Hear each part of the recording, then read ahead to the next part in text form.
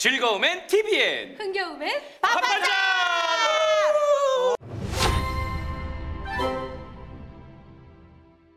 조조의 죄를 고하는 각지의 그를 시기하는 상소문이 올라와도 황제에게 제대로 잘 전달되지가 않아요.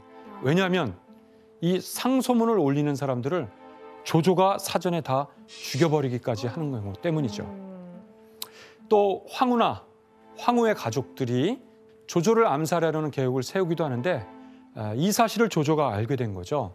그래서 분노한 조조는 칼을 차고 가서 황후를 죽이기까지 하고 이런 일들이 벌어지게 돼요. 여기서부터는 제가 소설에서 알고 있던 조조의 모습이 나오는 거네요. 네, 이런 조조의 모습을 보고 유비도 조조 암살에 이제 동참하기도 하게 되는 거예요. 그래서 이걸 알게 된 조조는 그 유비가 어떤 인물인지를 사실 떠보기 위해서 조조가 유비를 식사에 이제 초대했다는 거예요. 그래서 함께 식사를 나누다가 조조가 유비에게 이제 물어봐요. 그대는 이 시대 천하의 영웅이 누구라고 생각하는가? 이렇게 물어봐요. 여러분이 유비라면 여기서 뭐라고 답하는 게 좋을까요? 당연히 형님이죠. 유비 그러지 않을 것 같은데. 유비는 뭐 다른 사람을 이렇게 열거하기도 하고 이 질문을 회피하려고 굉장히 노력을 해요. 근데 조조가 유비에게 여기서 답을 해주는데 상당히 흥미로운 답을 해줘요. 내가 볼 때 지금 천하의 영웅은 바로 그대와 나뿐이다. 그때 마침 천둥이 치면서 구르릉대면서 천둥이 치고 비가 내리는데 깜짝 놀란 행동을 하면서 식사하던 수저를 떨어뜨리게 돼요.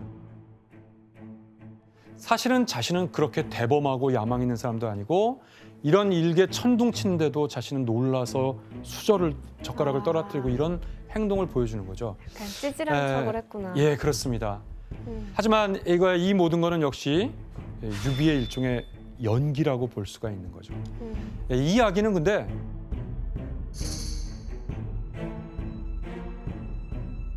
소설이 아니라 역사책에 나오는 실제 얘기예요. 어떻게 보면 역사책에서 많지는 않지만 유비의 아주 캐릭터로서 흥미롭게 묘사된 거라고 볼 수가 있어요.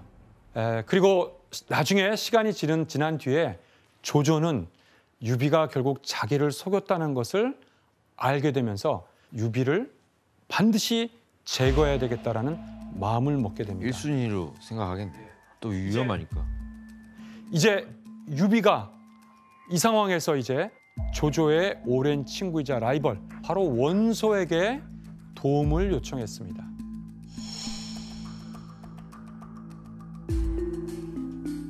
하지만 이제 원소에게 도착하기도 전에 조조의 군사들과 만나게 되면서 싸움에서 크게 패배하게 되었어요.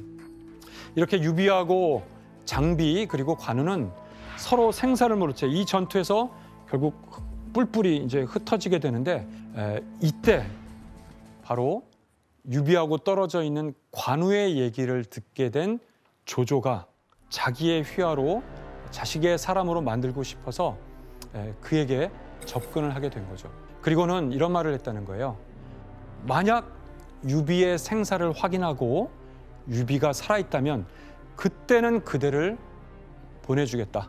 그러나 만약 유비가 정말 죽거나 확인되지 않는다면 나에게 반드시 돌아오다라고 관우에게 제안을 한 거죠. 그러면서 그에게 선물도 주고 관직도 주고 끊임없이 그를 자기의 사람으로 만들기 위해서 조조가 노력을 하는 거죠. 근데 관우가 그런 어떤 유혹에도 넘어가지 않고 그 선물들을 그대로 쌓아두고 봉인만 하고 쳐다보지도 않았다는 겁니다. 근데 우리 여포가 타던 말 적토마? 그렇습니다. 적토마를 선물한 거예요. 그 그림을 좀 볼까요? 네. 저건 좀 탐났겠다. 네, 이것도 삼국지에 들어가는 어떤 사파의 일부인데요.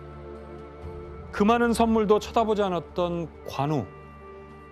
그런데 이 적토마만큼은 너무도 기쁜 마음을 갖고 이 선물을 받게 돼요. 여기서 정식 문제를 또 드리겠습니다. 관우가 조조에게 적토마를 선물로 받고 그렇게 크게 기뻐했던 이유가 무엇일까요? 정답. 네. 여포랑 싸워본 경험이 있잖아요.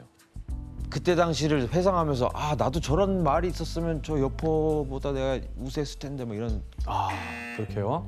네. 또 다른 답은 없을까요? 혹시 생각한? 정답. 내가 이 말이 있으면 탈출하고 유비를 만날 수가 있다. 네. 정확하진 않지만 우리 알파고 씨가 정답을 얘기했습니다. 그러면 조조 입장에서 아이고야 봉인 적토마 봉인 바로 이거 아닐까? 횟수.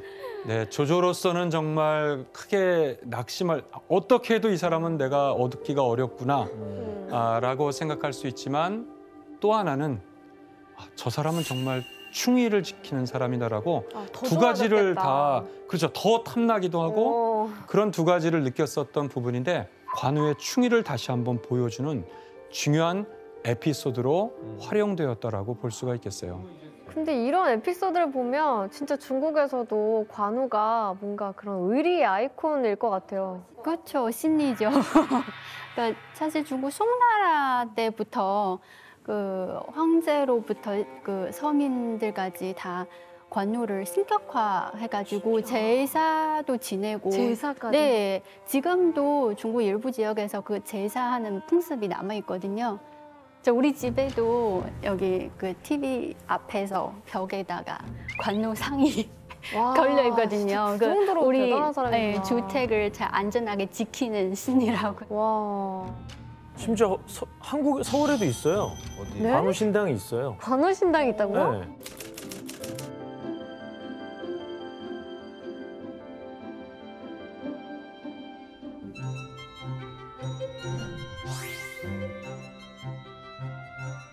우리나라에도 동묘라 그래서 그 동묘의 주 모시는 신이 관우죠. 신기하네. 수많은 역사의 위인이 있지만 죽은 이후에 민간에서 신의 반열에 올라간 사람들은 거의 드문데 중국 역사에서는 바로 관우가 그런 인물이고 동아시아에서 관우의 위상은 절대적이라고 볼 수가 있겠어요. 이렇게 관우가 조조 옆에서 계속 유비에게 돌아갈 궁리를 하고 있던 그때 조조의 목숨을 노리는 사람이 군사를 일으켜서 조조를 치러 온다는 그런 소식이 이제 들려오게 됩니다. 바로 그는 조조의 오랜 친구이자 라이벌이었던 원소였죠.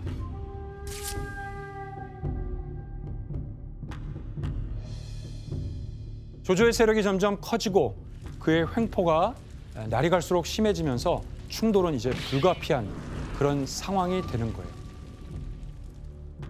어제의 동지였지만 이제 오늘의 적이 되어서 둘은 이제 운명의 만남을 하게 된 거예요. 이 두 사람이 본격적인 전쟁을 하게 되는데 이 전투가 바로 삼국지의 적벽대전, 이릉전투와 함께 3대 전투라고 불려지는 바로 관도대전이라고 볼 수가 있겠습니다.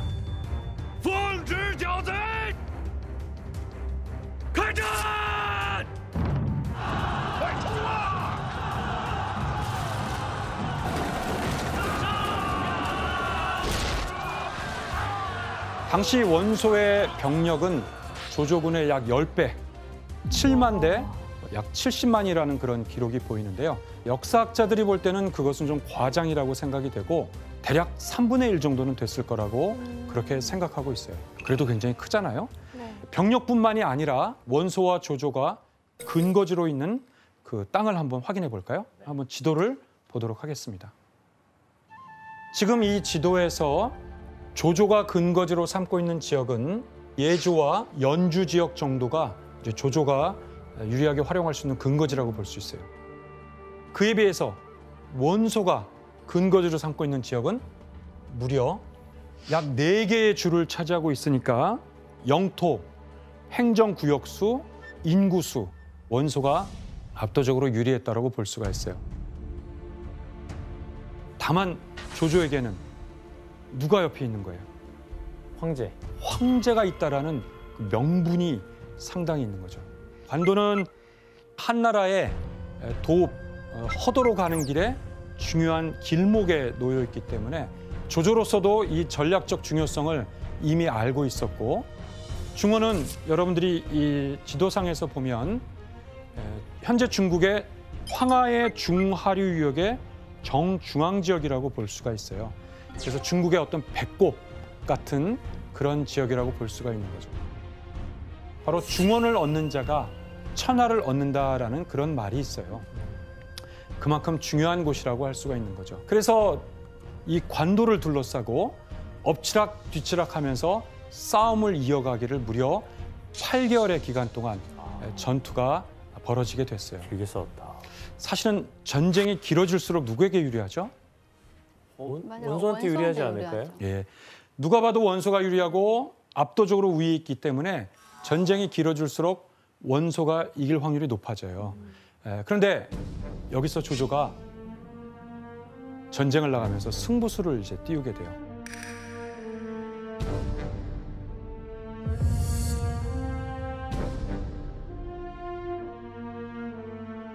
이 조조와 원소의 이 관도대전, 바로 이 백마전투에서 두 사람의 명운을 건 싸움이 시작되는 거죠. 최고 명장 알량을 선봉으로 원소는 압도적인 대군을 이끌고 백마로 진격하게 된 거죠. 하지만 원소군에 맞서는 조조군에게도 히든 카드가 있었는데 그는 바로 我叫关羽， 관우였습니다. 奉命前来。 바로 관우가 이때 조조 밑에 있었잖아요. 그래서 의를 지키기 위해 관우가 조조를 도와 압도적인 원소의 대군과 맞서 싸운 거죠. 그리고 원소의 명장 알량과 결투를 벌이게 되는데요. 여기서 원소의 명장군인 알량을 여기서 이기고 처형하게 되는 거죠. 역사서인 삼국지의 관우전에서도 이 같은 기록이 남아 있습니다. 관우가 알량을 발견하고 10,000명이 운집한 무리 중으로 말을 달려가 알량을 찌르고 그의 목을 베어 돌아왔다. 원소 위하의 여러 장수들은 당할 자가 없어 마침내 포위를 풀었다. 이렇게 되어 있는 거죠. 관도대전의 중요한 첫 번째 전투인 백마전투에서 조조군은 사기가 기세가 더욱 높아지고 병력 차이가 많이 나지만 그럼에도 불구하고 이 첫 번째 전에서 승리를 거두게 되는 거죠. 자, 그다음 두 번째 전투가 또 벌어지게 되는데 조조가 특별한 방법으로 이제 원소군에게 맞설 계획을 세우게 됩니다.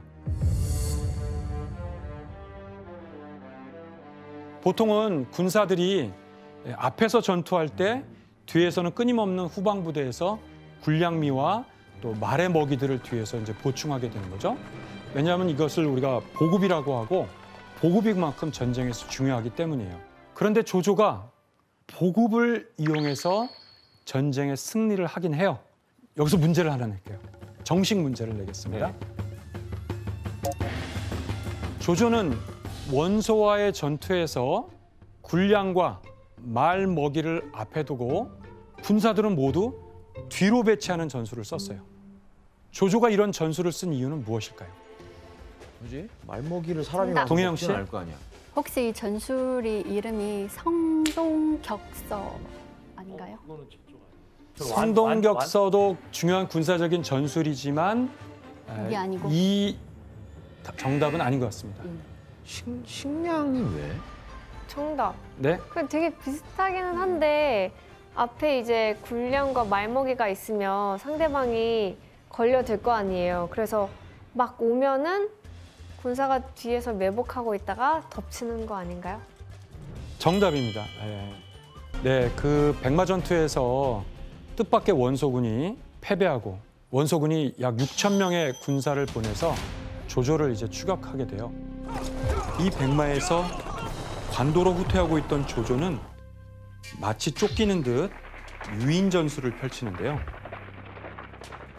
말을 비롯해서 무기류, 식량, 말먹이나 군량미 같은 것들을 버려둔 듯하고 사실은 매복을 하게 되니까 쫓아가던 원소군들은 아, 이것까지 버리고 도망갔구나 그러면서 그거를 수습하느라고 탐욕에 눈이 멀었던 그 병사들, 그때 조조의 약 600여 명의 군대가 급습하게 되면서 이번에도 또 원소의 군대를 물리치고 바로 여기에 또 원소의 명장인 문추,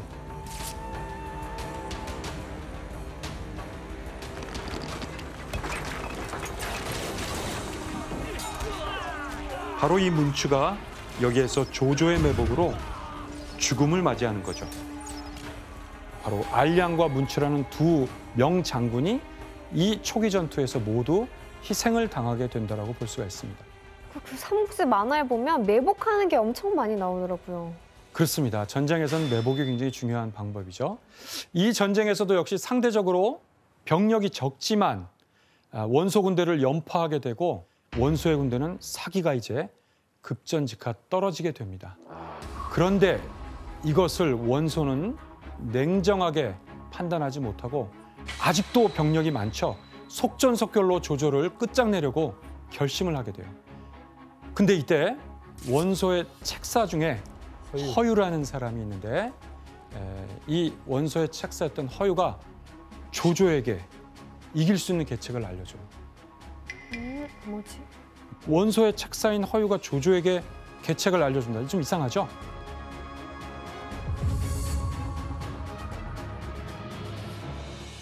사실 허유는 원소에게 지구전으로 이 전쟁을 몰고 가서 조조를 관도성에 고립시키고 허도에서 황제를 모셔오면 바로 원소가 승리할 거라고 얘기해 줬습니다.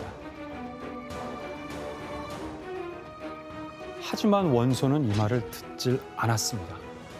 원소 그런 사람이 아니었는데 어릴 때는. 결국 허유는 실망하게 되면서 결국 원소를 저버리고 떠났구나. 조조에게 오히려 가게 됩니다. 그냥 배신한 거예요? 그냥 단순히? 그렇죠. 배신일 수 있고 실망. 투항을 하게 되는 거죠. 이렇게 투항할 때는 중요한 정보나 작전을 또 알려줘야 되는 거죠. 그러면서 허유가 조조에게 고급 정보를 알려줍니다. 그게 뭐냐면 바로 원소군의 주요 보급로를 알려주게 돼요. 그 보급로를 차단하면 저 많은 원소군도 꼼짝 못할 것입니다라는 걸 알려주는 거죠. 连夜杀奔吴朝，一把火烧了他的辎重。援军势必大乱，你也可顺势夺取你所需要的粮草。 근데 그때 조조의 참모진들은 그 투항한 허유에 대해서 반신반의. 사실 반신반의하기 때문에 듣지 말자는 의견도 있고 그래요. 그러나 조조는 어떻게 했을까요? 그런 기회를 잘 노리려고 했던 사람인 것 같아요, 조조는. 네, 조조는 적에서 투항했으나 네. 그 사람의 정보가 유용하다고 판단하는 순간 그걸 받아들여서 이 전투에서 적용하게 됐고 원소의 주요 보급로로 창고를 찾아서 불태우고 이 관도대전의 승기를 잡게 되었습니다.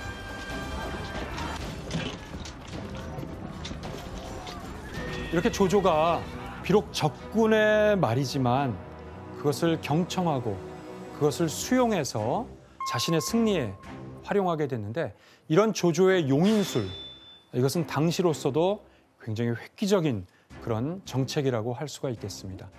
그리고 그런 사람을 받아들이면 잘 활용했던 것이 조조라고 할 수가 있겠습니다. 우리는 그 문학가로서 시인으로서의 조조가 남긴 그 시 중에 단가행 혹은 단행가라고 하는 그 노래가 있는데 그 노래에서도 우리는 조조가 얼마나 인재를 중요하게 생각했는지를 그 시에서도 좀 엿볼 수가 있어요. 산은 그 높음을 마다하지 않고 바다는 그 깊음을 꺼려하지 않는다네. 옛 성현인 주공은 인재가 찾아오면 먹던 음식도 뱉고 맞이했다는데 나 또한 천하 사람들의 마음을 얻으리라. 사실 이 시를 보면 그의 인재에 대한 그의 중요성을 시에서도 잘 표현한 거죠. 이거 보면은 참 글을 좀 잘 쓰는 것 같은 느낌이 좀 있어요. 조조뿐만 아니라 이 조조의 두 아들 조비, 조식. 조식 다 문학가계에서 되게 엄청 이름난 인물들이에요. 아들도 잘 문학계에서 키웠구나. 예, 이 부자들은 삼조라고 불러요. 또 문학가, 시인, 삼조. 서예가로 유명을 해요. 이렇게 조조와 그의 아들들이 남긴 이 문학 작품들을 그 당시에 연호를 따서 건한 문학이라고 이렇게 하는데 그 전까지의 시라고 하는 것이 대단히 형식적으로 아주 예제적인 그런 딱딱한 시부였다면 이 건한 문학은 개인의 감정, 정치적 의지, 어떤 감정들을 거기에 충분히 담아서 5글자의 오원 형식으로 이 시를 작성하게 되면서 아주 형식미를 갖추게 되었던 것이죠. 그래서 조조가 문학사에서는 대단히 높게 평가되는 또 그런 인물이에요. 이런 과정을 통해 사실은 뭐 10분의 1 혹은 뭐 3분의 1이나 되는 압도적 차이에도 불구하고 조조는 원소에게 승리를 할 수 있었던 것입니다. 그렇게 되면서 결국 화북 지역을 이제 조조가 이제 장악했다라고 볼 수가 있는 거죠. 그런데 여기서 또 한 번 놀라운 그 모습을 보여줘요. 전투가 끝나고 이제 조조의 군대가 원소의 진영을 차지하게 됐죠. 네.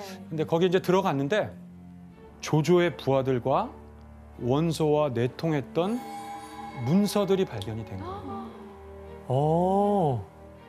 스파이의 그 증거가 남아 있었네요. 자, 여러분이 만약에 조조라면 어땠을까요?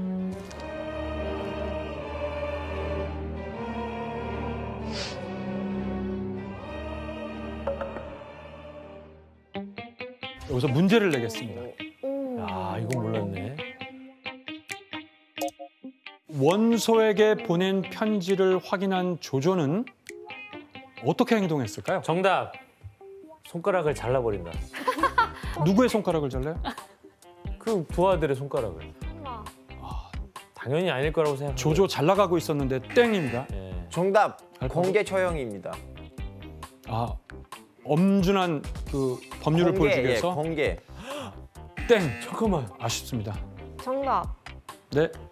그냥 좀 평소랑 다르게 이번 일은 내 아량으로 용서를 해주마.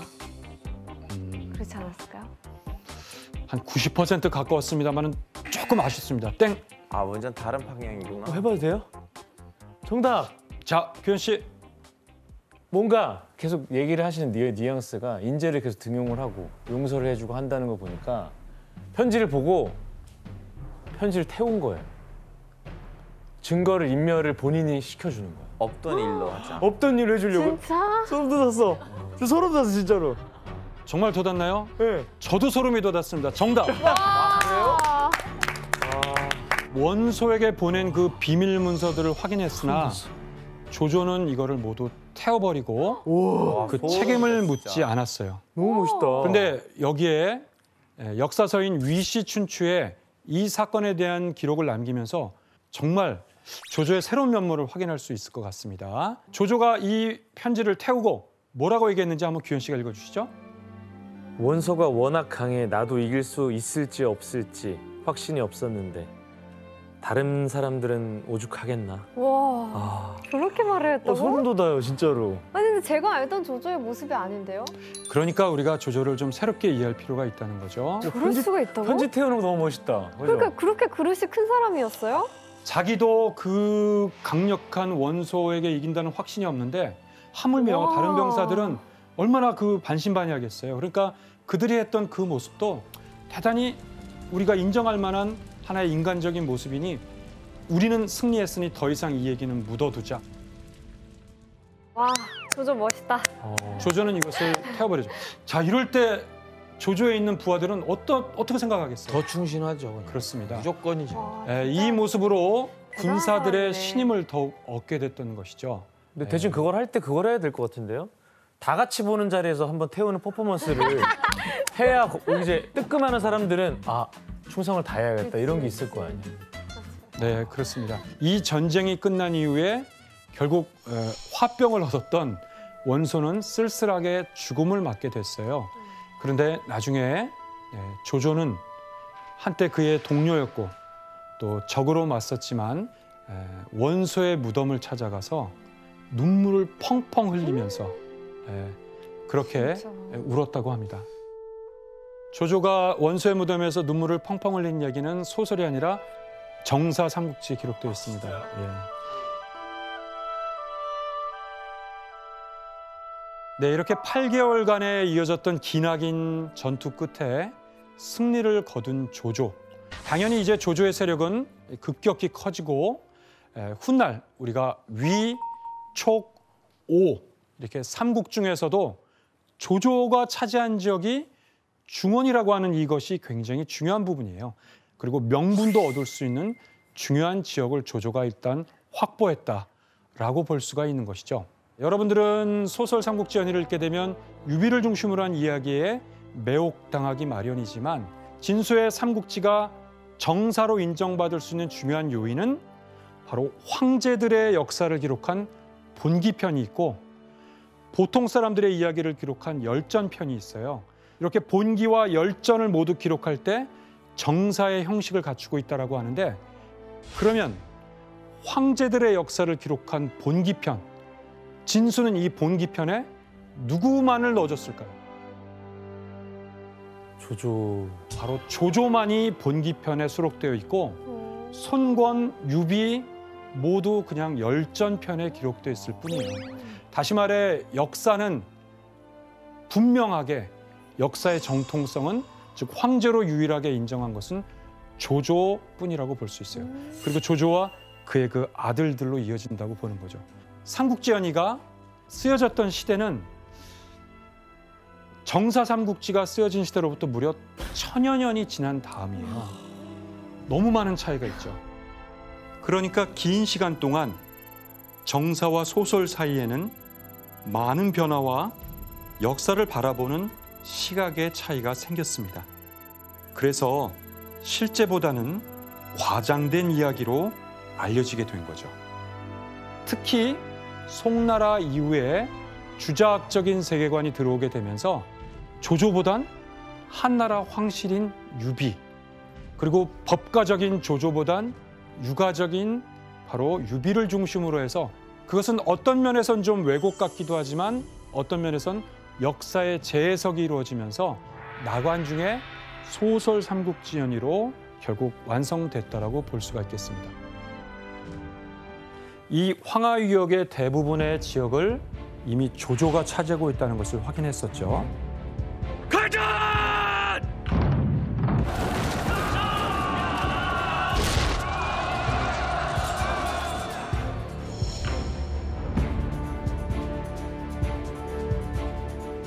그리고 강동 지방은 송권이 장악하고 있는 상황이에요.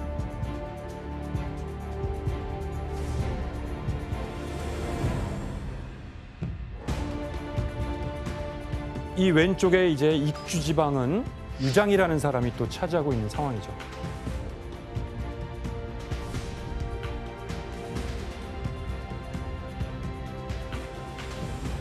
굉장히 중요한 땅들은 이미 다 주인이 있고 세력을 장악하고 있는 상황이라고 볼 수 있어요. 자, 이런 상황에서 유비는 바로 관우장비와 더불어서 이 형주의 북쪽, 바로 이 신야라고 하는 곳에 머무르면서 틈을 엿보면서 은거하고 있었던 상황이라고 할 수 있어요.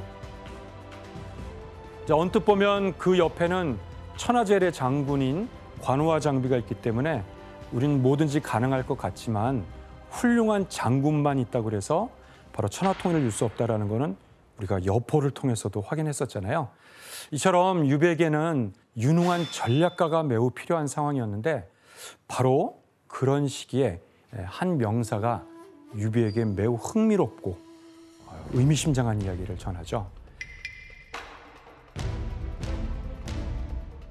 와룡과 이 봉추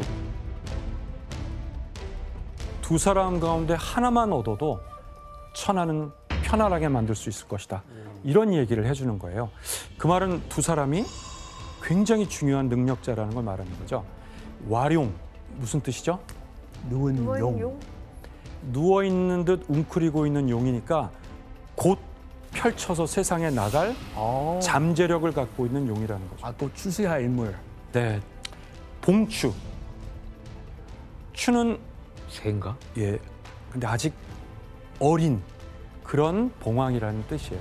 그 중에 바로 제갈량은 와룡 또는 와룡 선생이라고 불렸던 거예요. 그래서 유비는 결심을 하게 됩니다. 바로 와룡 선생을 모시려는 거죠. 그래서 관우와 장비와 함께 제갈량을 찾아가게 된 거죠. 이 상황을 이제 우리는 너무나도 그 유명한 말, 바로 삼고초려라고 이렇게 표현을 하게 된 거죠.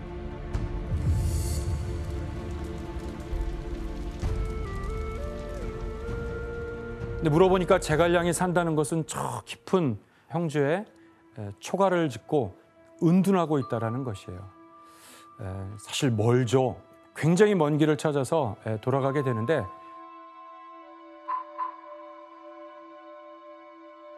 도착을 했어요. 유비가 제갈량 선생이 있는 줄 물었더니 집에 없다는 거예요. 안 계세요. 예, 정말 할 수 없이 유비는 돌아가고 다음을 기약한 다음에 추위가 몰아치던 12월에 눈이 오는 산길을 듣고 또 이번에도 찾아갔는데 또 허탕을 치게 된 거죠. 일부러 피하는 건 아니지. 그리고 예, 이제 세 번째 제갈량을 찾아서 삼형제가 찾아가게 됐는데 어때요? 이번엔 만날 수 있었을까요? 만나야죠. 솔직히 3, 4번인데요. 성공. 그렇게 열심히 했는데. 제갈량 선생님은 계시는가 하고 물었는데 선생님이 계십니다. 근데 지금 주무시고 계세요. 가는 날이 장날이네. 유비로서도 자존심이 상할 것 같죠? 그러나 여기서 유비는 선생을 깨우지 말고 그가 깰 때까지 우리는 기다리겠노라. 밖에서 기다리게 되는 겁니다. 밖에서. 네. 그리고 거의 2시간이 됐는데 드디어 제갈량이 깨어난 거예요. 이 이야기는 정사의 역사에도 나오는 이야기입니다, 사실. 사실이구나.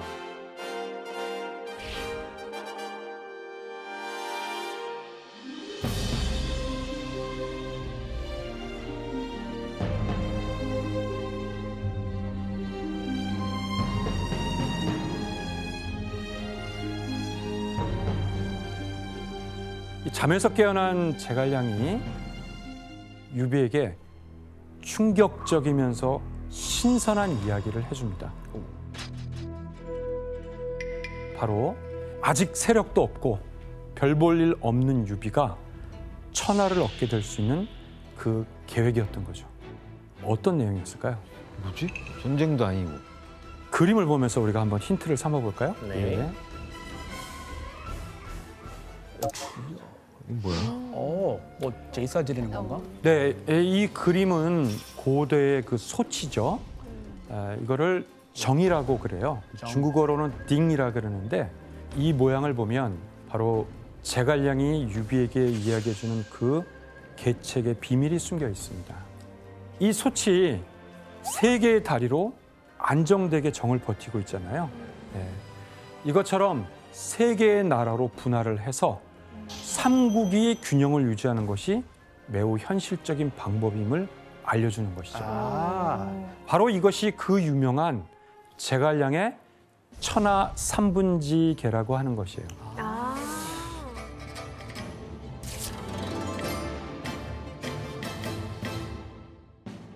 후대 역사가들은 제갈량의 천하 삼분지계를 바로 이 청동소추로 많이 비유를 하게 된 것이죠.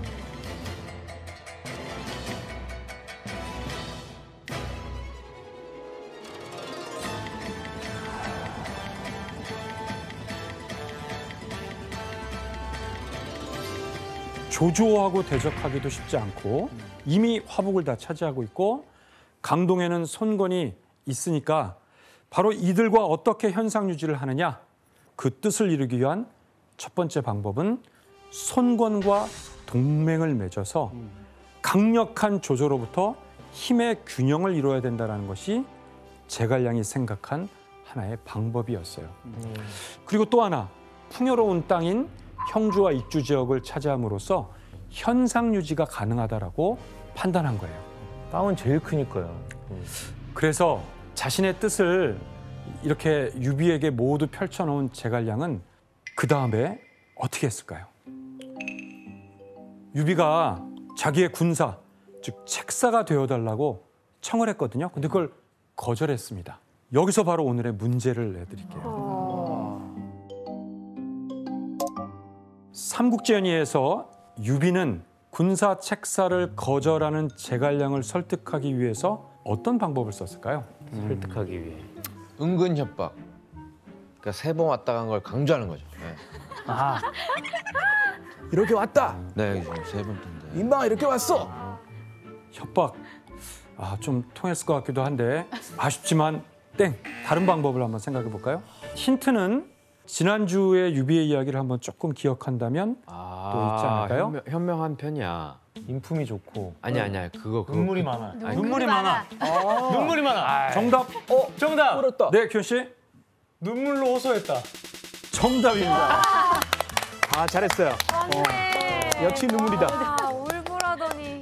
제갈량의 유비의 진심에 이렇게 감동을 하면서 결국 그 이야기를 받아들이면서 근데 약간 허무한데? 네. 눈물로 그냥 넘어갔다는 게 약간 허무. 진심이죠, 네, 진심. 그 진심이. 아마도 그것은 유비의 진정성을 소설에서는 그 눈물로써 많이 표현했던 것 같아요.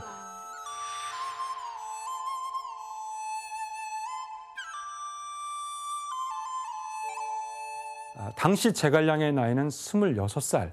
어리다. 그리고 이미 유비는 46살이 된 무려 20년의 차이가 나는 상황인데 천군만마 얻은 듯 스승처럼 그를 모시면서 함께 천하의 일을 모든 걸 논의했던 그런 모습이죠.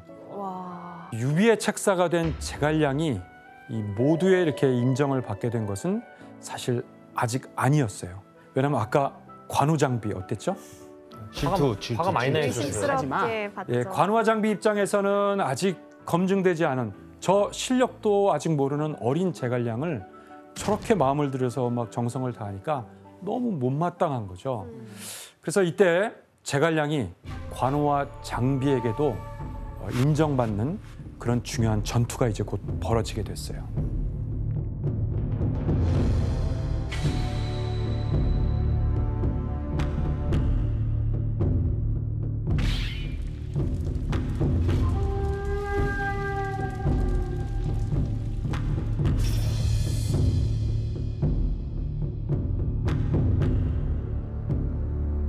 지금 조조는 허도를 수도로 해서 이미 황하유역은 장악하고 있고 이제 남쪽으로의 진출을 도모하게 되는 것이죠. 그리고 형주 사냐에 응거하고 있는 유비는 북쪽에서 남쪽으로 내려오는 조조를 막기 위해서 이제 제갈량과 준비를 해야 되는데 바로 여기에서 이 방망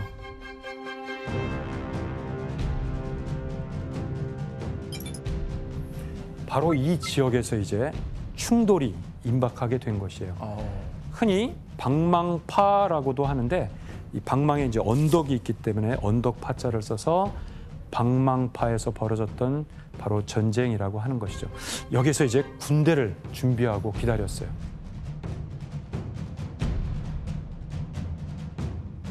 曹兵进军，必须路经博望坡。博望其左有山，名曰玉山；其右有陵，名曰安陵。山洼与林间，皆可伏兵。关羽听令。 기록에 의하면 조조가 10만의 대군을 이끌고 이제 남쪽으로 모습이 드러나는데 유비가 준비하고 있는 병사는 불과 3천여 명. 초기에는 유비의 군대가 밀리고 밀리면서 쫓기듯 후퇴를 하게 됐어요. 결국 이 산에서 방망파의 산에서 밀려나면서 조조의 승리가 이제 눈앞에 보이는 것 같은. 그런데 갑자기 계곡과 협곡에서 불화살이 마구 쏟아져 나오면서 순식간에 상황이 아수라장이 되는 거예요. 갑작스럽게 공격의 조조군은 여기서 대패하게 되는 거죠.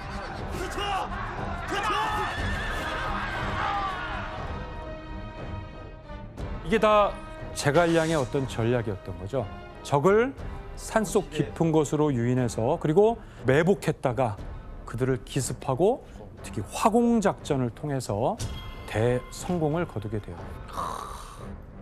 이제 방망파 전투 말고도 이제 또 신야에서는 뭐 수공 작전을 벌여서 흐르는 물을 막았다가 이걸 터트려서 수공을 이용해 가지고 한꺼번에 조조군을 몰아냈다라든가. 물의 힘으로. 그렇죠. 능력자. 그런 제갈량의 책략으로 유비군이 이제 연승을 하게 되는 거죠. 예. 그러자 이 관우와 장비도 이 젊은 사람을 이제 능력을 인정하게 된 거죠. 정말 대단한 전략가네. 전략가고 책사구나. 그런데 사실 역사에는 이 방망파 전투는 제갈량의 역할은 기록되지 않았어요. 기록되지 않았어요. 진짜요? 그럼 안 되는데? 실망인데? 예, 사실은 역사 기록에서 방망파 전투가 벌어졌던 그 시기랑 유비가 삼고초로를 통해서 제갈량을 모시게 된 그 시기가 사실 시기가 좀 안 맞아요. 사실은 역사 기록에는 이 방망파 전투에 공을 세우고 전략을 짠 사람은 서서인가? 유비예요. 유비예요? 유비로 나와 있기 때문에 그리고 신야에 관련된 것도 신야 전투도 신야에 주둔한 것은 사실인데 구체적인 전쟁에 대한 이야기는 정사 기록에는 없어요.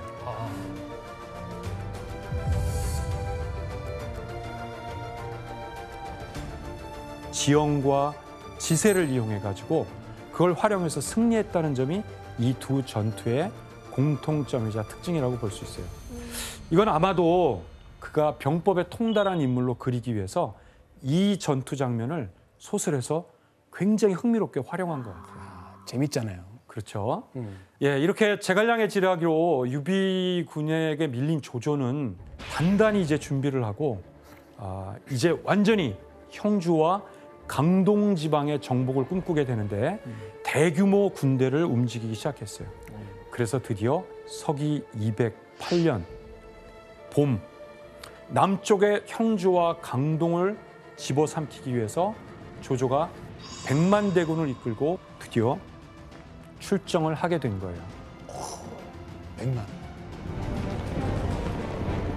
형주는 지리적 요충지이기도 하고 천하 통일을 위해서는 반드시 조조가 차지해야 되는 그런 전략적인 땅이라고 생각했어요.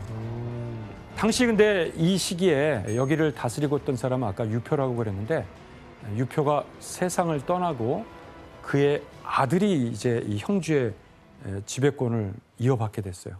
그런데 너무 허무하지만 조조의 대군이 남아오고 있다는 이 말을 듣게 되자 그 유표의 아들이 조조에게 항복하고 이 형주를 그대로 바치게 되는 거예요. 아이, 그냥 싸우지도 않고.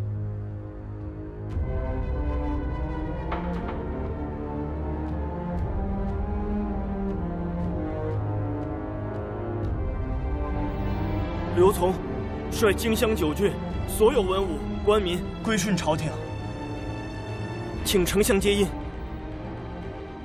이렇게 형주가 조조에게 그대로 바치게 되자 유비는 이제 형주를 떠나게 되는데 자신의 근거지에 있었던 백성들을 이끌고 피난길에 오르는 거예요. 유명한 장면이죠. 백성들을 버리고 갈 수도 있는데 유비는 그 백성들 하나하나를 이끌고 도망을 가는 거예요. 와. 하지만 이 상황에서 천재 전략가 제갈량이 이 꼭 필요한 땅을 이제 뺏길 수만은 없잖아요. 그래서 또 한 번 이제 중요한 계책을 세우게 되는 거예요. 근데 이제 우리가 도미노 이론처럼 형주가 넘어가게 되면 이제 어디가 위험하게 되는 거죠? 양주. 예, 바로 손권에 있는 이 지역도 위험하게 되니까 손권 있는 이 지역도 굉장히 위기의식을 느끼는 거죠. 불안감을 느끼고 이제 조조가 손권의 지역까지 오게 될 것이 너무나도 확실하게 된 거예요. 자, 이런 상황에서 손권은 자신의 책사였던 노숙을 이제 보내서 파견해가지고 형세를 점검하고 과연 어떻게 조조를 대책해야 될지 고민하고 있는 상황이었는데 그때 노숙이 피난하고 있던 유비하고 이제 만나게 되는 거예요. 그때 이제 한 가지 제안을 했어요. 바로 손권과 연합을 해서 조조를 막아내자라고 그렇게 얘기한 거죠. 손잡자. 그래서 유비는 제갈량에게 그대가 손권에게 가서 우리와 연대를 해서 조조를 막아낼 대책을 세우자는 이 중요한 책임을 유비가 제갈량에게 맡겼던 거예요. 자, 유비로서는 이제 절체절명의 위기이고 손권과 연합하지 않으면 도저히 안 되는 이제 그런 상황이라고 볼 수가 있어요. 여기서 제갈량의 지략으로 손권은 조조와의 전쟁을 결심하게 됩니다. 자, 그럼 여기서 문제를 내도록 하겠습니다. 아이고, 어려운 문제네 또. 내주세요. 제갈량은 손권을 어떻게 설득을 했을까요?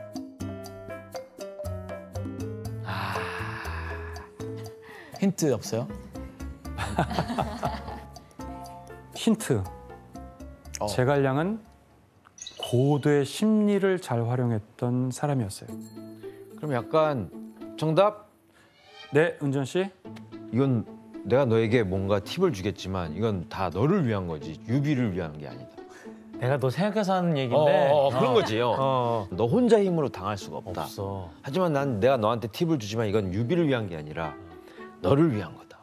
상당히 근접했습니다. 정확하진 않지만 왜요? 상당히 가까운 이야기라고 할 수 있습니다. 역시 원영 천재야. 저 같으면 손권에게 반드시 우리는 연합해서 맞서야 됩니다라고 얘기할 것 같아요. 근데 제갈량은 그렇지 않았는데 일종의 밀당을 했어요.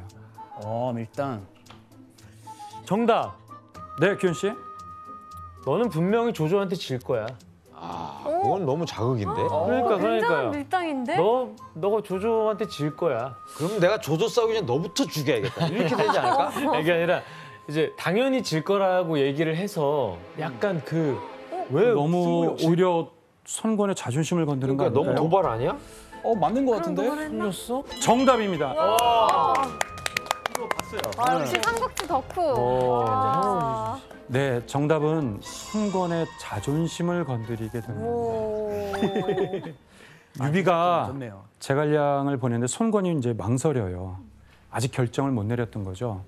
근데 제갈량이 손권에게 이런 말을 합니다.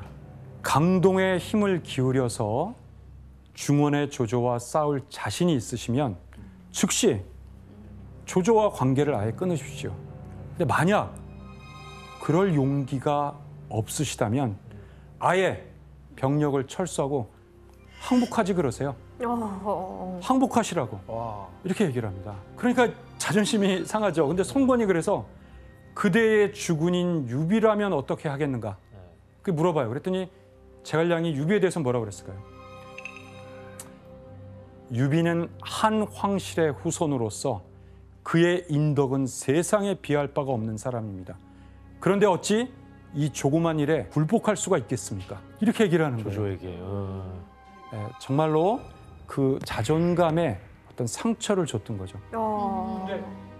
와, 근데 저 살얼음 판을 걸은 거잖아요, 사실. 사실은 그것은 모험일지도 모르지만 제갈량은 오히려 상대적인 약소국과 강대국의 열등감과 자존심을 교묘하게 이용을 해가지고 손권을 오히려 자존감을 건드려서 항복하지 않고 항전하며 싸우리라라는 그 결정을 내리도록 하게 되고 바로 유비와 연합을 맺게 됩니다.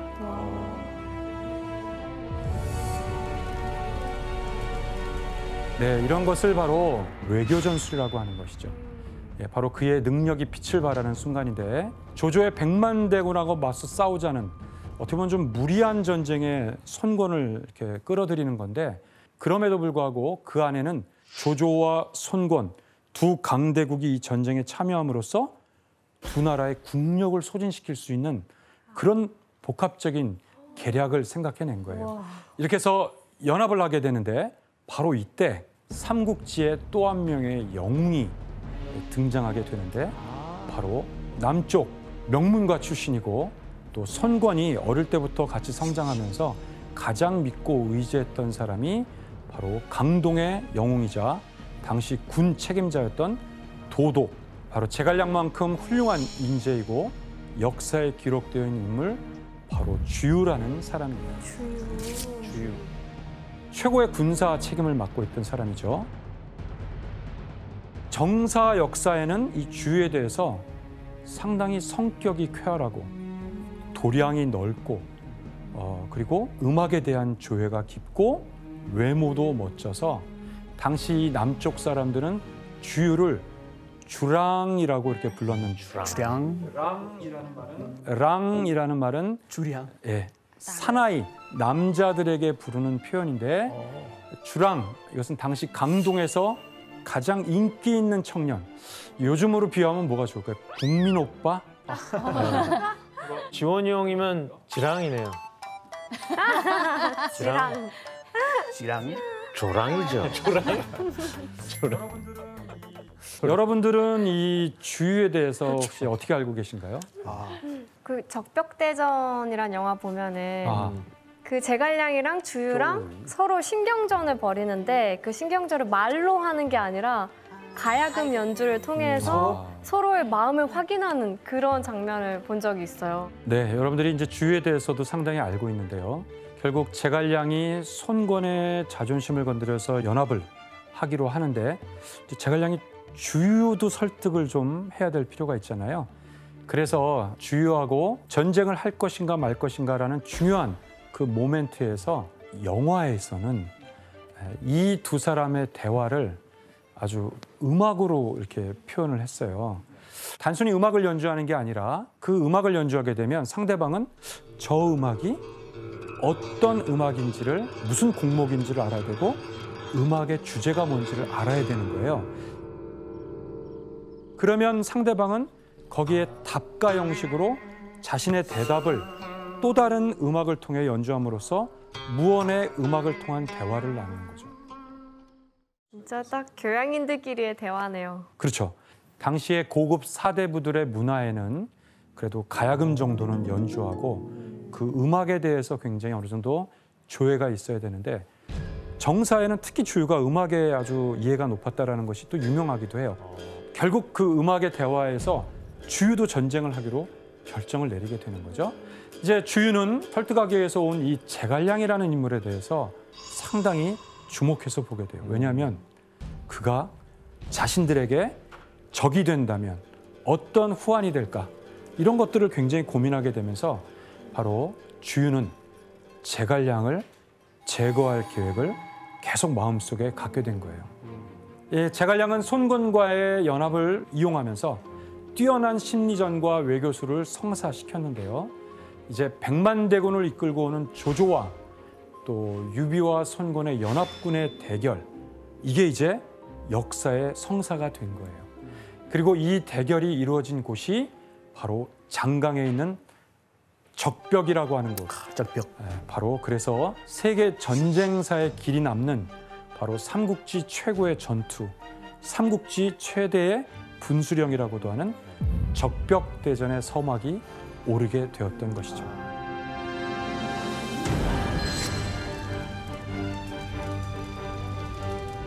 자, 그럼 한번 적벽대전이 일어난 곳을 지도로 볼까요? 예, 지금 보시면 형주와 양주를 가로지르면서 서쪽에서 동쪽으로 장강이 흐르고 있죠. 벽이라서 적벽이라는 거예요? 네, 암벽이 거기에 있고 그 벽에 붉은색의 글씨가 있어서 적벽이라고 이렇게 표현했다는 것이에요.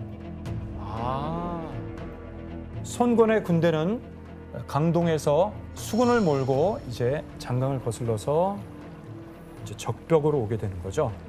그리고 때는 208년 10월경 조조는 100만 대군을 이끌고 육지를 가로질러 장판 강릉을 지쳐나서 장강의 이 오림이라고 하는 곳에서 이제 진을 펼치고 손권과 유비에는 이 적벽에서 이제 맞서게 된 것이죠. 아, 오림에 직결했구나. 네.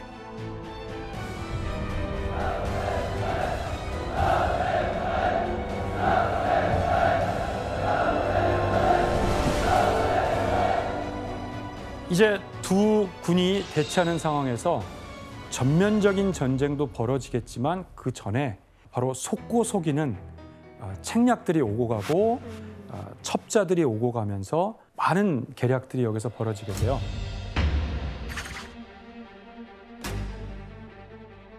이 지략 싸움은 조조의 연합군 사이에서만 벌어진 게 아니라 이 전쟁을 준비하는 과정에서 제갈량을 경계하는 이 주유가 같이 연합을 맺었음에도 불구하고 끊임없이 제갈량을 견제하게 되는 거죠. 그 중에서 제갈량을 곤궁에 빠뜨리려고 주유가 한 가지 무리한 요구를 하게 되는 거죠. 주유가 조조군과 싸우기 위해서는 바로 군사비가 필요하고 많은 물자가 필요한데 그대가 10일 안에 화살 10만 개를 구해올 수 있는가라고 무리한 요구를 하게 돼요. 现在还欠10万支箭，你给得了我吗？好，如果凑不到10万，依法出战。 만약에 내가 그걸 구해주지 못한다면 나는 군령에 따라 처벌을 받겠노라고 얘기한 거죠. 주 입장에서는 절대 구해올 수 없을 테니 제갈량을 문책할 수 있는 구실이 되고 만약 구해왔다면 어떻게 돼요? 진짜 전쟁에 엄청난 물자를 확보하게 되는 거죠. 화살 많아지니까 좋아. 그러니까 주유의 이 제안은 전혀 손해볼 것이 없는 그런 절묘한 요구라고 할 수가 있어요.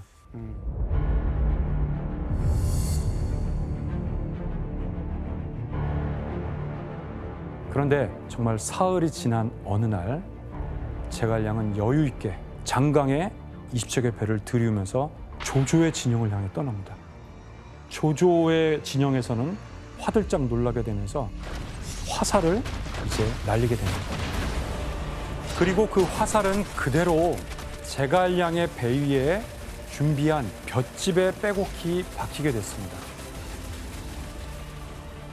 제갈량은 그렇게 가만히 앉아서 10만 개의 화살을 마련하게 된 겁니다.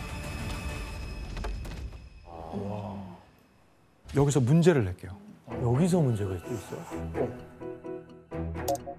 삼국지 연의에서 제갈량은 어떻게 배에 실린 볏짚을 조조군에게 들키지 않으면서 화살을 빼앗아 올 수 있었을까요? 정답. 네, 은지원 씨. 그러니까 볏짚을 일일이 그 병사처럼 만드는 거죠. 허수아비처럼. 허수아비. 그래가지고 앞에다가 쫙 세워놓고 막 멀리서 망원경을 보지 않는 이상 저건가 하고서 걷다가 막 써가지고 회수해 온 거 아니에요? 정답은 아니지만 은지원 씨의 이야기 중에 힌트가 상당히 있는 것 같습니다. 힌트? 화살을 쏘게 할 수도 있겠죠. 막 소리를 지르고 북을 쳤으니까. 문제는 그 화살을 쏘고도 조조군대는 전혀 인식을 못했다는 거예요. 인식을 못했다는 게 선생님 어떤 거예요? 내가 저게 볏짚에다 쐈는지 사람한테 쐈는지를 몰랐다는 거예요? 몰랐다는 겁니다. 정답. 크리스. 그날 날씨가 안 좋았어요.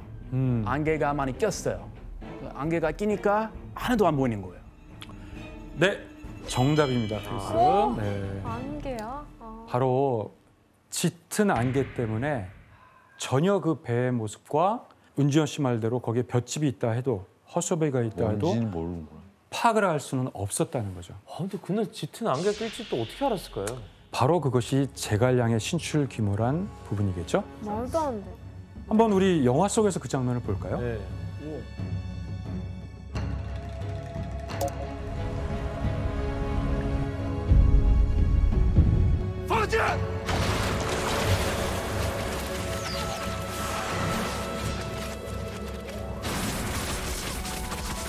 그냥 안 보이는데 쏜 거구나. 이야. 네, 얼마나 많은 화살이 꽂혔는지 배가 기울어지는.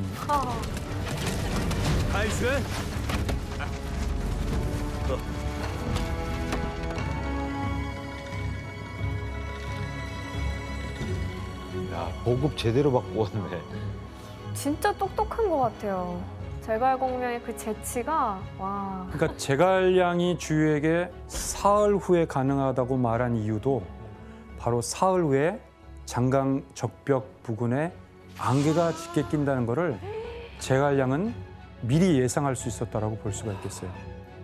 이제 화살을 붓기 때문에 이제 전쟁을 드디어 준비를 해야 되겠죠. 그래서 제갈량과 만나서 저 장강 너머 조조 군대를 바라보면서 서로 어떤 방법이 좋을지를 논하게 돼요. 그러면서 서로 방법을 찾아냈다는 거죠.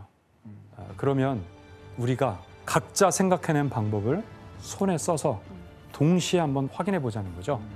그리고 둘이 손을 펼쳤는데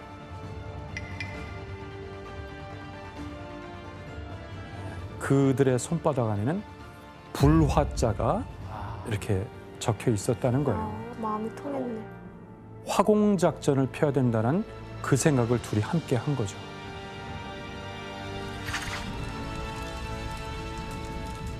이제 드디어 결전의 날은 거의 다가왔어요.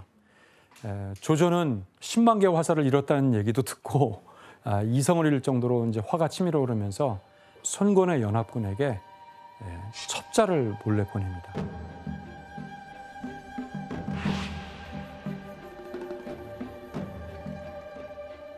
이것이 이제 적벽대전이 막 임박한 순간에도 치열하게 벌어지는 정보의 전쟁이라고 볼 수가 있어요. 첩자를 보냈는데 주유는 조조가 보낸 첩자가 누군지를 이미 알고 그가 어떤 목적으로 찾아왔는지도 다 알아요. 근데 거기에 역으로 첩자로 역으로 이용하게 된 거죠. 그래서 작전을 하나 세우게 됩니다. 바로 손권이 자신의 아버지인 손견 때부터 주군을 모셨던 바로 원로 장수가 있는데 그가 바로 황계라는 장수예요. 근데 그 첩자가 보는 데에서 이 황계와 손권이 논쟁을 벌이다가 엄연히 주군인데 항명을 하고 저항을 하게 돼요. 여기에 분노한 손권이 황계에게 곤장형을 내리게 됩니다. 사실 이거 이렇게 쇼만 제스처만 해도 되잖아요. 근데 그렇게 해가지고는 첩자가 믿지 못할 것 같으니까 그 원로 장수의 옷을 벗기고 그에게 곤장형을 내리게 됩니다. 周瑜，我的小儿，我死了也不服你！ 그거를 목격하자 황계는 완전히 손권의 마음을 떠나겠구나라고 충분히 첩자에게 그 모습을 보여준 거예요. 그리고 아니나 다를까 황계는 배신을 하고 조조에게 투항하겠다는 뜻을 보내옵니다. 저를 장수로 받아줄 수 있느냐고 이렇게 물어보는 거죠. 여러분이 아는 조조라면 어떻게 할까요? 받아줍니다. 받아주죠. 이미 첩자에게 이런 상황을 조조는 보고를 들었단 말이에요. 그러니까 충분히 믿을 만한 거죠. 근데 1%가 아직도 뭔가 미심쩍어요. 그래서 조조가 확신을 갖기 위해서 첩자를 보내게 돼요. 이번에 주유는 조조의 첩자를 이번엔 또 어떻게 했을까요? 어떻게 했을까요? 이번엔 그 첩자를 외딴 곳으로 보내게 됐는데 거기서 그 첩자가 아주 심상치 않은 사람을 만나게 한 거죠. 일부러. 특별한 사람. 그 사람이 와룡과 봉추 선생 중에 한 사람만 얻으면 천하를 얻는다는 그 봉추, 바로 방통이었던 것이에요.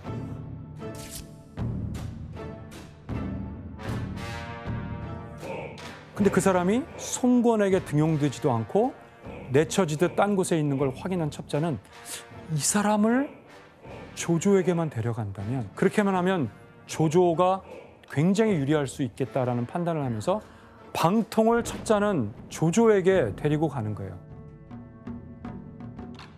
이 사람이 바로 그 유명한 방통입니다. 하면서 조조군을 도와달라고 했죠. 근데 방통이 조조의 진영을 이렇게 유심히 봐요. 그러면서 이래 가지고는 수전에서 이길 수가 없습니다. 대부분 수군에 약하기 때문에 막 배멀미를 하고 막 힘들어하는 거예요. 마침 조조군대는 이 지역에 왔을 때 전염병도 그때 퍼지고 매우 힘들어했었어요. 방통이 제안을 합니다. 아니 왜 이렇게 배멀미가 들도록 힘들게 이러시냐? 그 배들을 마치 육지처럼 만들면 되는데. 그렇게 배마다 사슬을 엮어 흔들리지 않게 하자니 조조는 무릎을 치면서 그 방법을 사용하게 되는 거죠. 그리고 이후 조조군의 진영은 안정을 찾게 됩니다. 그런데 이것은 치명적인 약점이 있죠. 화공작전에 치명적으로 약한 거예요. 진짜 위험하죠. 그 번지니까. 불이. 근데 주유가 한 가지 중요한 사실을 빠뜨리고 있었어요. 화공에 절대적으로 필요한 것, 바로 바람이었던 것이죠. 바람이 없어요 또? 네. 뭐 그림을 보면 불을 이용해서 이기려면은 불의 방향이 어디로 가야 되는 거예요? 뒤에서 일로. 이쪽. 그렇죠. 이 불이 조조의 진영으로 가야 네. 삽시간에 불이 번질 텐데 그러기 위해서는 바로 동남풍의 바람이 필요한 거죠. 근데 당시 이 시기 바람의 방향은 전혀 다르게 북서풍. 바로 손권의 부대 쪽으로 바람이 부는 이상, 그러니까 그렇게 한들 화공작전을 핀들 성공할 수가 없기 때문에 주유는 정말 머리가 쥐가 나도록 고민을 하고 있었던 거죠. 바로 이때 오늘의 주인공, 바로 제갈량이 또 솔루션을 제공하게 되는 거예요. 저 멀리서 이렇게 부채질하면서 오는 거 아니에요? 바람을 일으키면서. 이거는 드래곤볼이 아니에요. 드래곤볼이 아니에요. 그 파초선 뭐 있잖아요. 그러니까 드래곤볼이 아니라고요. 삼국지연의에서는 이렇게 전개가 돼요. 제갈량이 제단을 높게 쌉니다. 칠성단이라고 하는 제단을 쌓고 하늘에 바람을 위해서 제사를 올리겠다는 거예요. 그리고 드디어 제갈량이 동남풍의 바람을 일으키겠다는 약속한 날, 황계는 조조에게 긴급하게 이제 당신의 진영으로 내가 이제 투항하러 간다, 이렇게 해서 가겠다고 뜻을 전하는 거죠. 그리고 조조군에 미리 항복 선언까지 했던 황계는 사실 그 배에 불을 붙일 준비를 다 하고서 맹렬하게 이제 조조의 진영으로 가게 되는데,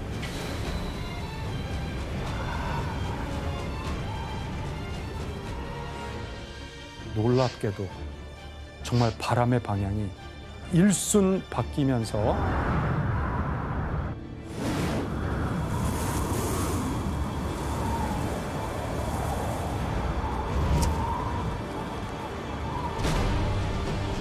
조조의 진영을 향하여 동남풍이 부는 거예요.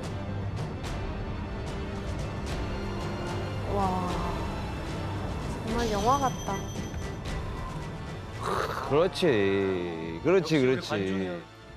그리고 그 다음에 곧 불을 붙인 황계의 배가 동남풍을 따라 조조의 진영으로 돌진해 오게 되면서 본격적인 전투가 시작됩니다. 사슬로 연결된 조조군의 배엔 순식간에 불길이 번졌고 육지와 물에서는 동시에 유비와 손권군이 6개 공격을 했어요.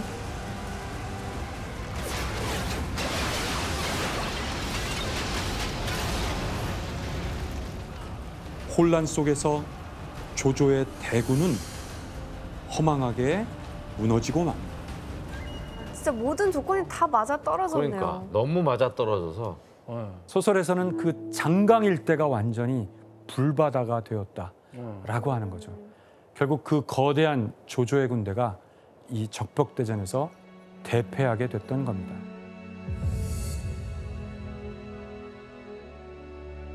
근데 사실 정사에서는 실제로 적벽대전의 이 화공작전, 이걸 제안했던 사람은 바로 강동의 장군인 황계였었어요. 네.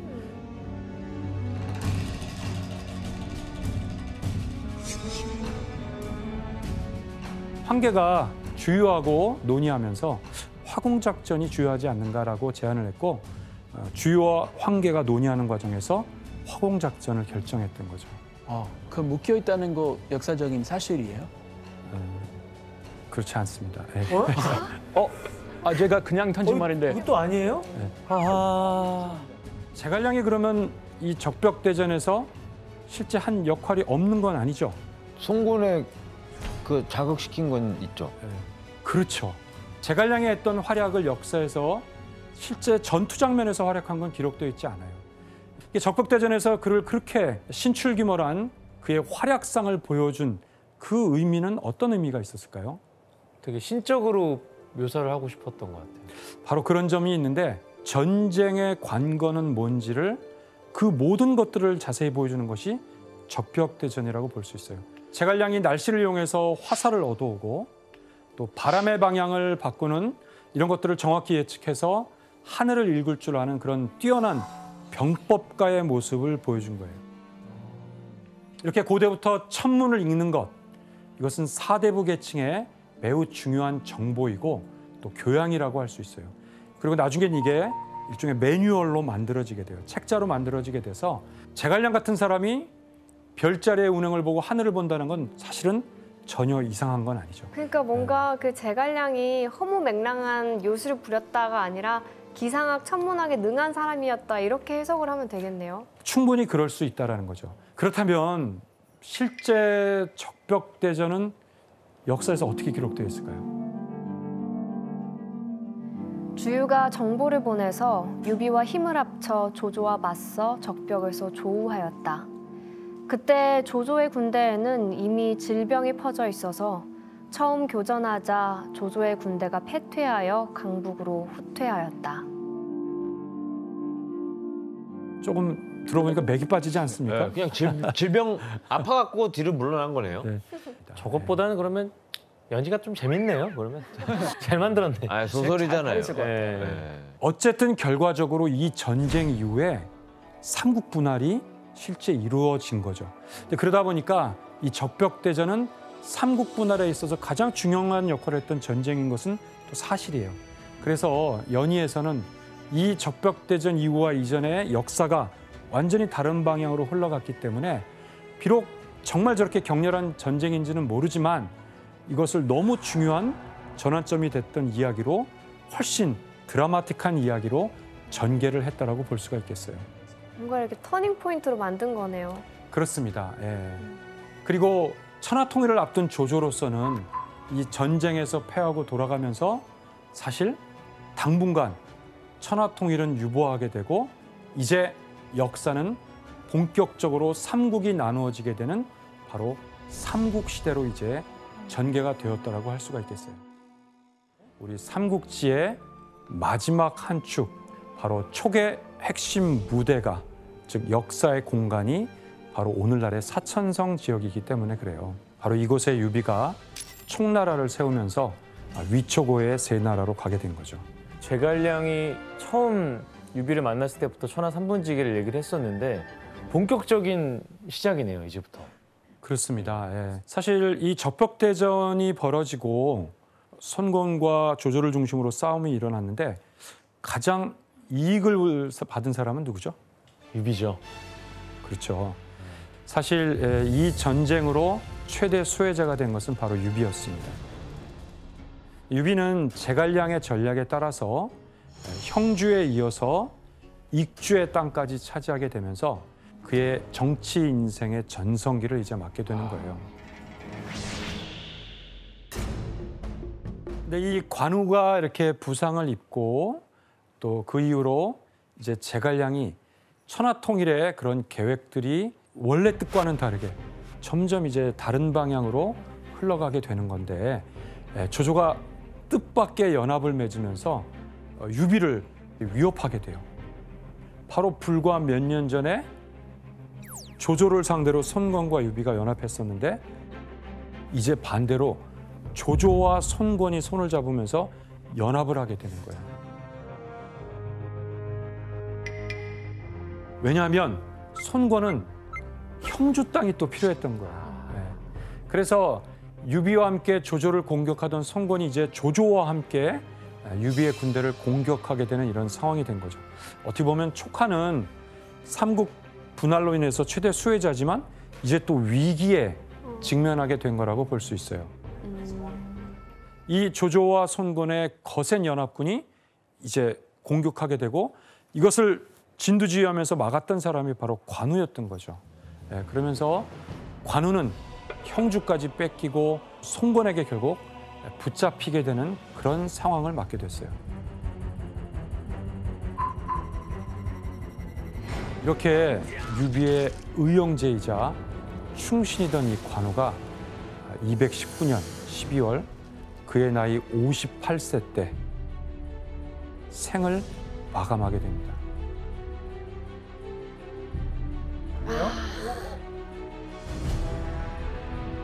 관우가 손군에 의해서 죽음을 맞았잖아요. 이거 유비가 가만히 있겠어요? 아이, 노발대발하죠. 손권은 조조가 흠모하다는 점을 역으로 이용해서 바로 관운장의 시신을 조조에게 보내서 불동의 씨를 토스해서 포워딩해서 그쪽으로 보내버린 겁니다. 관우의 시체를 조조한테 보낸다고요? 관운장의 시신을 확인한 조조는 관운장을 조조가 성대하게 장례를 치러주고 그 시신을 결국 안장을 하게 되죠. 이 이야기는 역사에 남는 기록이에요, 사실. 그래요? 그래서 그 무덤에 림이라고 붙는 것은 바로 제왕급에 해당되는 중요한 인물들의 무덤을 관림이라고 하는데 사천성에도 있지만 바로 많은 사람들이 찾는 진정한 관우의 무덤은 조조의 그 땅, 그 하남성 낙양외곽에 관우의 무덤이 있는 거죠.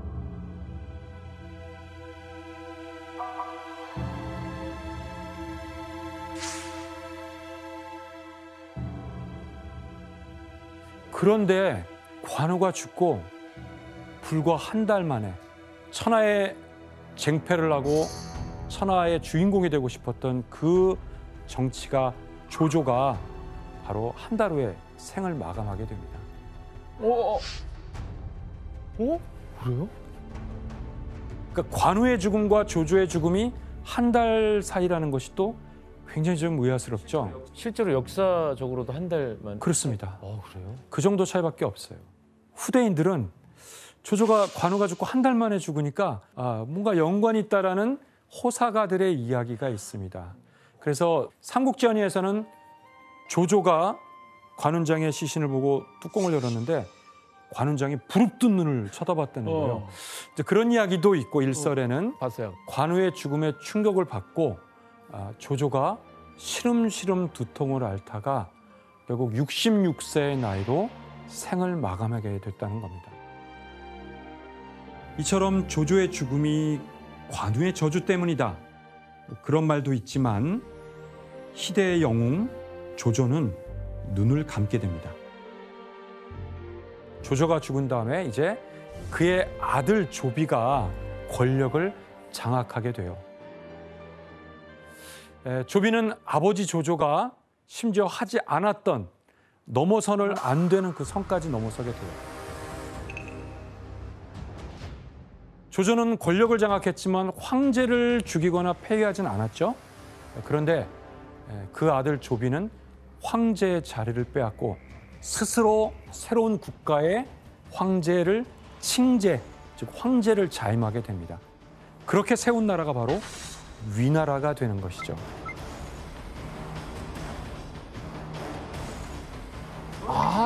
진짜요? 그런데 제갈량으로서는 이 상황을 받아들일 수가 없어요. 그래서 제갈량은 군주께서도 새로운 나라를 세우고 황제가 될 것을 간언하게 되고 드디어 유비는 촉한을 이제 건설하고 바로 그 황제가 된 것이죠.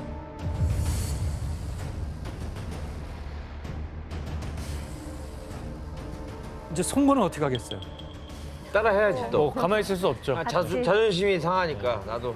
조씨 가문도 황제가 되고 유씨 가문도 새로운 촉한의 황제가 됐으니까 그 이듬해에 손건도 오나라를 세우게 되고 바로 또 황제가 됩니다.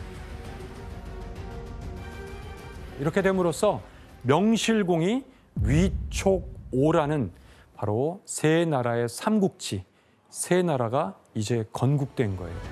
황하유역 대부분은 위나라가, 그리고 남쪽에 강남과 장강 이남의 이 광대한 땅은 손건이 장악하게 되고 오나라라고 하게 되고, 장강 중류유역과 바로 사천 지방과 호북성 일부 지역을 포함해서 촉한이라고 하게 되면서 세 나라가 정립, 즉 딱 세력 균형을 이루게 되는 상황. 바로 제갈량이 계획하고 예측했던 바로 천하 삼분지계가 비로소 완성이 된 것이라고 볼 수 있어요. 여기서 역사가 끝났을까요? 꼭 그렇지만은 않아요. 관우가 죽었음에도 불구하고 제갈량은 천하일통의 꿈을 버리지가 않았어요. 제갈량이 볼 때 누가 정통성이에요? 바로 유씨 가문의 유비가 통합된 제국의 황제가 되길 바란 거예요. 그래서 이제 유비는 제갈량과 더불어 천하일통을 도모해야 되는데 제갈량이 위나라를 의식했다면 유비는 그의 의형제인 관우를 죽인 손권을 향해서 목표를 정했어요. 복수. 제갈량의 뜻은 달랐다고 그랬죠. 제갈량은 이제 이런 얘기를 해요. 진정한 도적은 저 위나라가 도적이지 손권이 아니라고 얘기한 거예요. 그러나 유비는 제갈량의 말을 듣질 않았어요. 이미 복수심에 눈이 돌아갔죠. 예, 복수를 하려는 거죠. 그래서 전쟁을 선포하게 됩니다. 그러나 이 선택, 이 전쟁은 최악의 판단이라고 할 수가 있어요. 결국 큰 전쟁을 앞두고 이제 출정을 하려고 하는데 여기서 또 하나의 불행한 일이 벌어져요. 또 있어요? 바로 마지막 남은 의형제의 동생 장비가 또 술을 마시고 부하들을 혹독하게 다루다가 결국 폭력을 휘두르게 되는데 이 앙심을 품었던 부하들이 장비를 죽이게 됩니다. 아이고.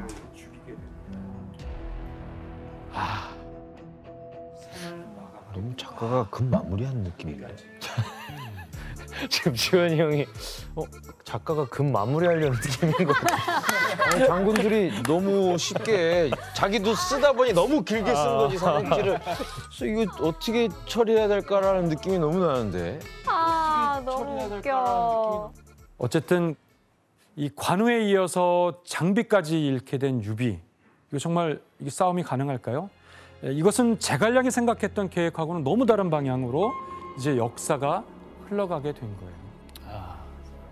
그럼에도 불구하고 유비는 고집을 꺾지 않고 그것도 많은 군사도 아니고 수천의 병사를 이끌고 바로 이릉으로 오나라와의 군대를 전투를 하기 위해서 출정을 하게 되고 222년경 마침내 손권의 군대는 유비의 군에 대한 총공세를 하게 되고 결국 유비는 이 전투에서 대패를 하게 됩니다.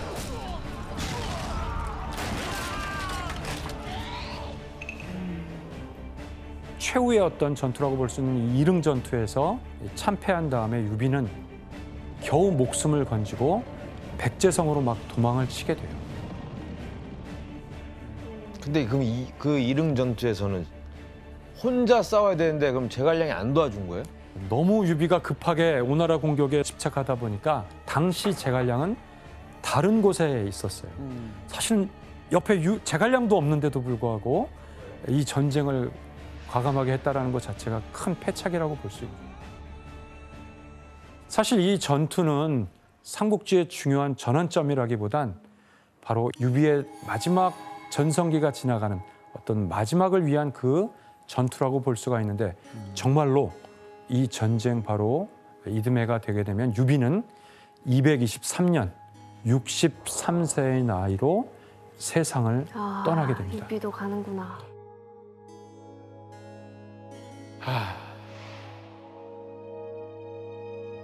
아들에게 남긴 유언은 너는 제갈량을 친아버지라 생각하고 그의 말을 경청하고 따르라.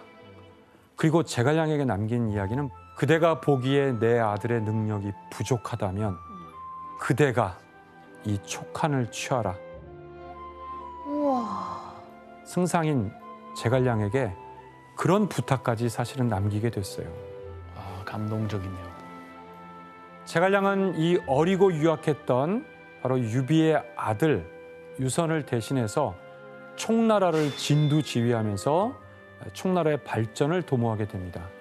특히 이 제갈량이 어린 황제에게 직접 군대를 이끌고 떠나면서 제갈량 본인의 생각과 포부를 담은 그 유명한 천하의 명문을 써서 올리게 됩니다.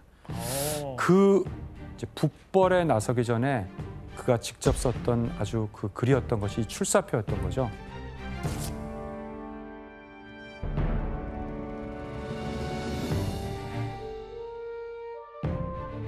어떤 중요한 일에 선택을 하고 또 그걸 시작을 알릴 때 출사표를 던졌다. 출사표를 나는 냈어. 라고 이렇게 표현하게 되는 거죠. 그 제갈량의 문장, 천하의 명문을 써서 올리게 됩니다. 늙고 아둔 하나마 있는 힘을 다해 한 황실을 다시 일으켜 옛 도읍지로 돌아가는 것만이 바로 선왕제께 보답하고 폐하께 충성 드리는 신의 직분이옵니다. 오늘 신은 위나라를 정벌하기 위해 멀리 떠나며 이렇게 글을 올리니 눈물이 흘러 어찌할 바를 모르겠나이다. 그래서 약 2000여 년 동안 중국은 물론이고 이 동아시아의 지식인들은 이 제갈량을 그 충신의 대표적인 인물로 여기게 되는 것은 바로 이 문장이었고, 그래서 이 출사표를 항상 많이 인용하게 됐던 거죠. 제갈량은 이제 일생일대 이 대업을 위해서 위나라를 공격하게 됐는데, 그런데 이때 제갈량 인생의 최대 적수가 등장하게 됩니다. 이 남다른 전략과 묘안을 세우는 위나라의 으뜸가는 전략가, 바로 사마의였죠. 이 사마의는 처음에 이제 조조가 등용했던 그 사람이고, 사마의는 어릴 때부터 그 조비, 위나라 황제가 된 조비를 어릴 때부터 보좌하고 가르치면서 이렇게 도와줬던 사람이라고 할 수가 있는 거죠. 중국에선 어떻게 알려져 있어요? 그러니까 제갈량과 대치할 수 있는 만큼 되게 똑똑한 사람이고, 그런데도 불구하고 중국 사람들이 사마이 별로 호감 가지지 않아요. 되게 싫어요. 왜냐하면 이 사람이 그러니까 너무 정치적이고 사람을 잘 속여요. 그래서 지금도 우리 현대에서도 직장에서 사마이 같은 동료가 있으면 멀리해야 한다, 그런 말이 있거든요. 네. 그래서 이제 북을 평정하려는 제갈량을 그 위나라를 지키려고 하는 사마이, 이 두 지략가가 이제 맞서게 되는 것이 바로 삼국지연의의 결국 거의 마지막 이야기라고 볼 수가 있겠습니다. 이제 촉한에서 제갈량이 무서운 기세로 위나라를 공격해 오니까 위나라 장군들이 막 항복을 하게 되고 이런 상황까지 오게 되는 거죠.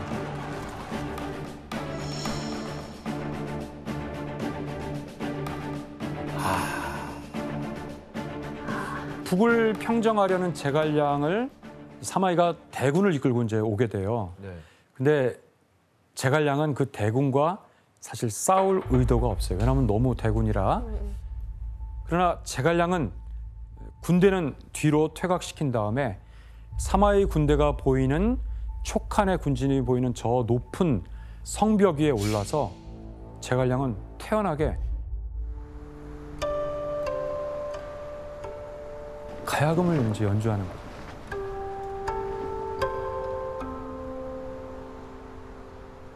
그리고 막 성문도 열어놨잖아요. 네, 활짝 네. 열어놨어. 그러니까 지금 우리는 무방비다. 그리고 난 뭔가 지금 여유롭다. 근데 섬뜩하긴 할 것 같아요. 사마이는 뭔가 또 이거 꾀가 그치, 있는 그치. 거다. 이거 매복한 사람들이 있을 거다. 이렇게 생각하고 선뜻 못 들어갈 도망갔대요. 것 같긴 해요. 네, 그래서 지금 얘기하신 대로 제갈량의 전략이라면 이제 사마이는 분명 제갈량이 이렇게 덫을 두고 이걸 통해 쳐들어오게 되면 함정을 놓을 거라고 사마이가 생각할 거라고 이제 예상을 하는 거죠. 그렇게 착각하도록 하고 군을 이제 돌려놓은 거예요. 그래서 사마이는 제갈량과의 전투에서 주로 계속 수비를 주로 해요. 왜냐하면 함부로 공격했다가 제갈량에게 당할 거를 예상하기 때문에 계속 수비를 하고 나아가서 싸우지 않는 전략을 계속 고집하는 거죠. 그런 상황에서 이제 제갈량의 북벌은 이제 어떻게 됐을까요? 사실 성공하기 어려웠던 이 무모한 전쟁을 제갈량은 마지막 집착을 하고 끊임없이 몇 차례에 걸친 전쟁을 감행하면서 신변의 외병을 얻게 되고 극심한 스트레스를 받다가 54세의 나이로 제갈량마저 숨을 거두게 되고 촉한의 북벌은 결국 실패로 돌아가게 됐다라고 볼 수가 있어요.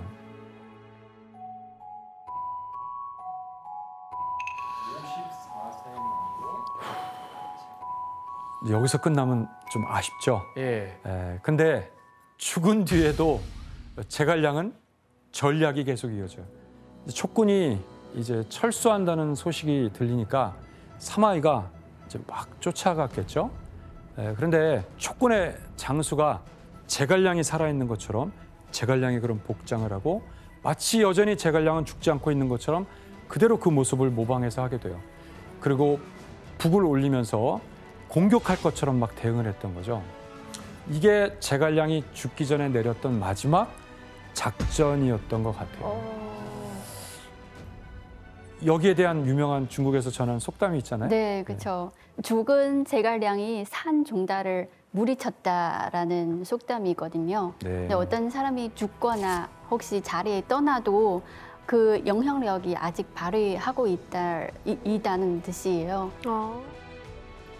그러나 실제 역사에서는 물론 그렇지 않은 거죠. 실제 역사에서는 제갈량이 죽으면서 촉한의 군대는 정말 쓸쓸히 퇴각을 하고 물러나게 됩니다. 그런데 사마이가 촉한이 머물렀던 진영을 돌아본 다음에 감탄을 하게 됩니다. 그것은 정사 삼국지에 실제 있는 이야기예요. 그 진영을 돌아보니까 과연 제갈량은 천하의 기재로다. 사마이가 이런 말을 합니다. 사실 어떤 의미에서 죽은 공명이 산 사마중달을 쫓는다는 이야기보다 사마이가 진영을 보고 했던 그 감탄, 그것이 정말 제갈량의 역량을 보여주는 것이라고 저는 생각하게 됩니다. 이제 천하를 호령하던 그 많은 영웅들, 저희가 1편부터 오늘 2편까지 봤던 그 수많은 영웅들이 사라진 이 삼국지의 무대, 바로 운 좋게 촉군을 막아낸 사마이는 이제 무서운 기세로 세력을 키워가게 되고 결국 280년 삼국시대가 마감하게 되는데 그 결론은 조조도 유비도 송권도 아니고 바로 사마의의 손자인 사마염이 위촉 5삼국을 통일하면서 삼국시대는 이제 막을 내리게 되는 것입니다. 어떻게 보면 이 삼국지연의는 제갈량의 능력을 끝까지 보여주는 그런 이야기라고 할 수도 있겠어요. 지금 오늘 2편에서 여러분들은 지금까지 제갈량을 통해서 삼국지의 역사의 이야기를 함께 나눠봤어요. 이제 삼국지연의에서는 이 천재지략가 제갈량의 능력이 더욱 특별하게 이렇게 그려진 데는 어떤 이유가 있을까요? 재밌게 하기 위해서. 재미도 있겠죠. 그러나 이 당시의 전쟁 형태의 중요한 변화 양상들을 여기서 보여주는 것 같아요. 바로 전쟁의 관건은 몇 명의 뛰어난 장군이 아니라 바로 뛰어난 책사. 머리 쓰는 게 더 중요하다는 거네요. 그렇죠. 그런 완벽한 제갈량이 이제 이 삼국지연의를 통해서 탄생했다라고 볼 수가 있는 거죠. 그리고 정말 이 삼국지연의를 통해서 후대인들은 제갈량을 후대에도 귀감이 되는 그런 역사적 위인으로 많이 사랑하게 됐다라고 볼 수가 있습니다.